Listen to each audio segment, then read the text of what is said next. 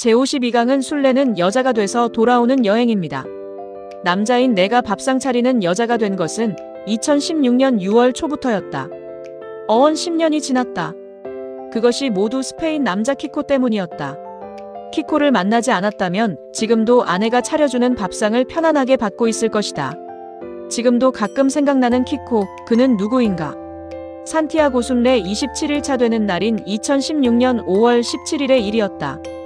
오후 2시경쯤 산티아고까지 약 170km 남은 지점인 베가라는 마을에 들어섰다. 알베르게를 찾아 투숙하기에는 이른 시간이었다. 이 마을을 그냥 지나칠 수 있었는데 이곳에 머무르게 된 것은 집 이름 때문이었다. 알베르게 막달레나. 왠지 순례자의 마음을 끄는 이름이었다. 하지만 짐을 풀고 집안 곳곳을 둘러본 순간 너무나 당황스러웠다. 알베르게의 이름이 주는 경건함과는 전혀 딴판이었다. 주방은 참으로 쓸쓸했다. 주방 벽난로 기둥에 걸려있는 예수님의 사진은 보기 흉하게 거미줄에 쌓여 있었다. 예전에 음식을 만들었을 그의 어머니나 아내의 등을 따뜻한 눈길로 바라보았을 텐데. 먹다 남은 음식이 담긴 그릇과 빈 포도주병만이 테이블 주위에 수북하게 쌓여 있었다. 순례자들이 공유하는 2층의 거실도 정리가 잘 되어 있지 않았다. 벽 한가운데에 예수님의 사진이 걸려 있었지만 물건들에는 온기가 없어 보였다. 제자리에 있어야 할 물건들이 주인 없는 물건처럼 대충대충 놓여 있었다.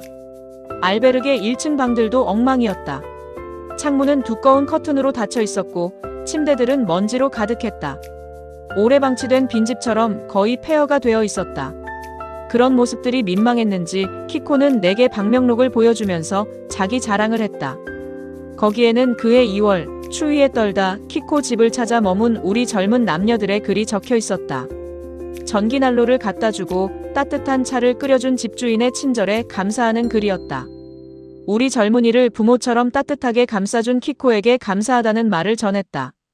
하지만 나는 그날 키코의 얼굴에서 뭔가 모르는 공허함과 그리움을 느낄 수 있었다. 그날 2층에 2개의 방이 더 있었지만 우리 이외에 다른 순례객은 없었다. 순례자들이 정돈되지 않은 이 집을 그냥 들러만 보고 지나갔으리라. 여러 가지 생각으로 그날 늦게까지 잠자지 못했다. 여인의 손길이 없다고 집이 이렇게까지 냉랭할 수 있을까? 50대 중반으로 보이는 키코, 그는 왜 혼자 살고 있는가? 누가 이 집의 이름을 아름답게 지었을까? 막달레나 마리아를 사모한 키코의 어머님이었을까? 아니면 키코의 아내였을까? 그 여인들은 다 어디로 가버린 것일까? 그날 밤 50대 중반의 이 스페인 남자를 위해 기도한 후에야 잠들 수 있었다. 키코, 당신과 당신이 운영하는 막달레나 알베르게를 위해 기도합니다. 당신의 사랑이 하루빨리 돌아오기를. 그리하여 주방과 거실에 있는 세간들이 따뜻하게 자리 잡기를. 그래서 예전에 예수님을 사랑한 막달레나 마리아처럼 가장 사랑이 넘치는 훈훈한 알베르게가 되기를 기도드립니다. 아멘. 35일간의 산티아고 순례 기간 중 여러 여성과 조우할 수 있었다. 특히 기억나는 몇 사람이 있다. 이분들은 내게 여성의 위대함을 일깨워준 분들이다. 수도원의 순례자를 위한 숙소에서 자원하는 마음으로 봉사하던 반백의 마리아. 같은 순례자로 힘들 텐데 웃는 얼굴로 격려해주던 독일 마리아 할머니.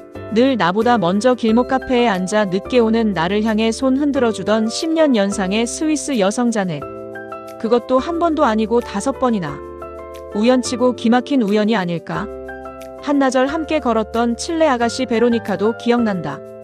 마을 카페에서 주방에서 일하는 아빠를 대신해 따뜻하게 마주해주는 딸들도 기억난다.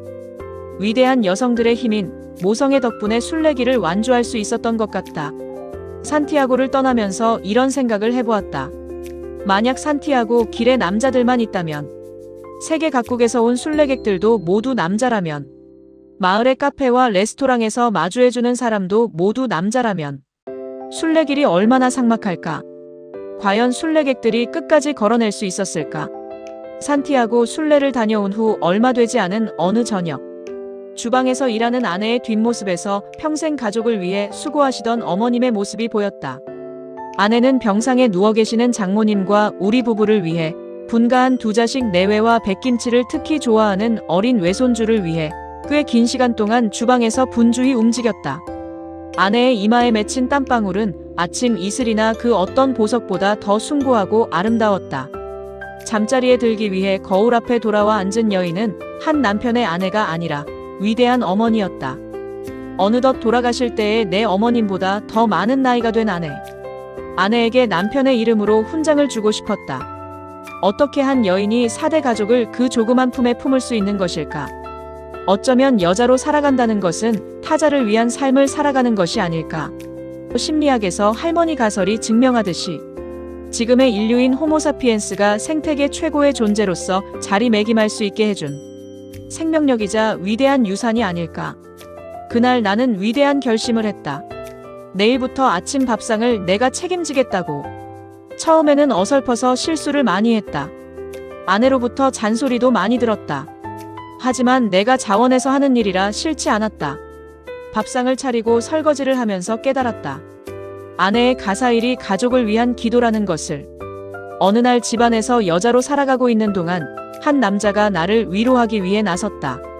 편집문화실험실 장은수 대표가 2017년 6월 11일 중앙선대위에 기고한 글이었다. 여행의 라틴어어는 트라바일이다. 고생 또는 고통을 뜻한다. 그냥 고통이 아니고 신이 여자에게 내린 벌이다. 창세기 3장 16절에서 말하는 고통 즉 산고를 말한다. 내게 임신하는 고통을 더하리니 내가 수고하고 자식을 낳을 것이며 진정한 여행이란 산고를 경험하는 것이다.